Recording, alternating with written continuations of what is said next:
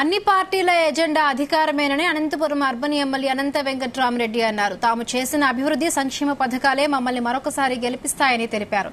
ప్రజలు వైసీపీ వైపే ఉన్నారంటున్న ఎమ్మెల్యే అనంత వెంకట్రామరెడ్డితో మా ప్రతినిధి శేఖర్ ఫేస్ టు ఫేస్.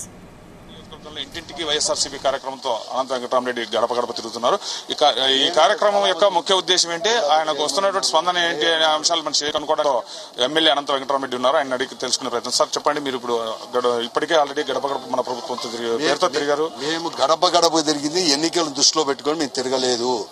ఈ రాష్ట్రంలో మా బాధ్యతగా మా ముఖ్యమంత్రి జగన్మోహన్ రెడ్డి గారు కానీ మా నాయకుడు జగన్మోహన్ రెడ్డి గారు చెప్పింది ఒకటే, ఈ రాష్ట్రంలో మనం పార్టీ అధికారంలో ఉంది, మీరు ప్రజాప్రతినిధులుగా అందరూ కూడా ఉన్నారు.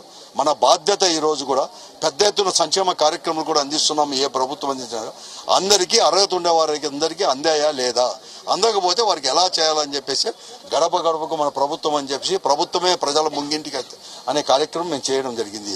కానీ ఈ రోజు అనంతపురం అసెంబ్లీ నియోజకవర్గం ఇంటింటికి వైఎస్ఆర్ కాంగ్రెస్ పార్టీ అంటే ఆ ఇంటికి ఏమి ఇచ్చేసాం, వారి ఇంటి వాళ్ళ గేర్లకు ఏం చేశాం, లేకపోతే వారి వీధులకు ఏం చేశాం, ఈ పట్టణంలో ఏం చేశాం అనే అన్ని రంగాల్లో కూడా ఏం చేశామని చెప్పడానికి మేము లెక్కలతో సహా కూడా ఈ ఒక్క అనంతపురం అసెంబ్లీ నియోజకవర్గంలోనే 2304 కోట్ల రూపాయలతో సంక్షేమాన్ని అందించాం. It is on record. మేము అన్ని కూడా సంక్షేమాన్ని అందించింది. అలాగే 1045 కోట్ల రూపాయలతో అభివృద్ధి కార్యక్రమాలు కూడా మేము ఇక్కడ చేపట్టడం జరిగింది. రోడ్డు డ్రైనేజ్తో పాటు ఈ రోజు హాస్పిటల్ యొక్క ఆధునీకరణ ఇవన్నీ కూడా కలిసి 1045 కోట్ల రూపాయలతో ఇప్పటికే దాదాపుగా కూడా 700-800 కోట్లకు పైబడి కూడా ఖర్చు పెట్టడం జరిగింది. మిగతా కూడా పనులు కూడా అన్ని కూడా ప్రోగ్రెస్ లో ముందు కూడా అంతా అన్ని కూడా జరుగుతూ ఉన్నాయి. రాబోయే కొద్ది నెలల్లో కూడా అవి కూడా పూర్తి కూడా అవుతాయి. ఇవన్నీ మేము చెప్పడానికి 2019 ఎన్నికలను మనం పరిశీలనలోకి తీసుకుంటే 2024 ఎన్నికలు చాలా అంటే విపరీతమైనటువంటి విభిన్నంతో కూడినటువంటి వాతావరణంలో జరగబోతున్నాయి. ఇప్పుడు మనం ప్రధానంగా చూస్తే 2019 ఎన్నికల్లో తెలుగుదేశం జనసేన అంటే వేరువేరుగా పోటీ చేసి ప్రస్తుతం రెండు కలిసి పోటీ చేస్తున్నాయి. అదే తరుణంలో మరోవైపు వైఎస్ షర్మిల రూపంలో కాంగ్రెస్ పార్టీ కూడా మీకు ప్రత్యర్థి కాబోతుంది. దీన్ని ఏ విధంగా చూస్తారు, ఎలా ఎదుర్కొంటారు? ప్రజలు అన్ని చూసినారు, అన్ని చూసి నిర్ణయం తీసుకున్నారు.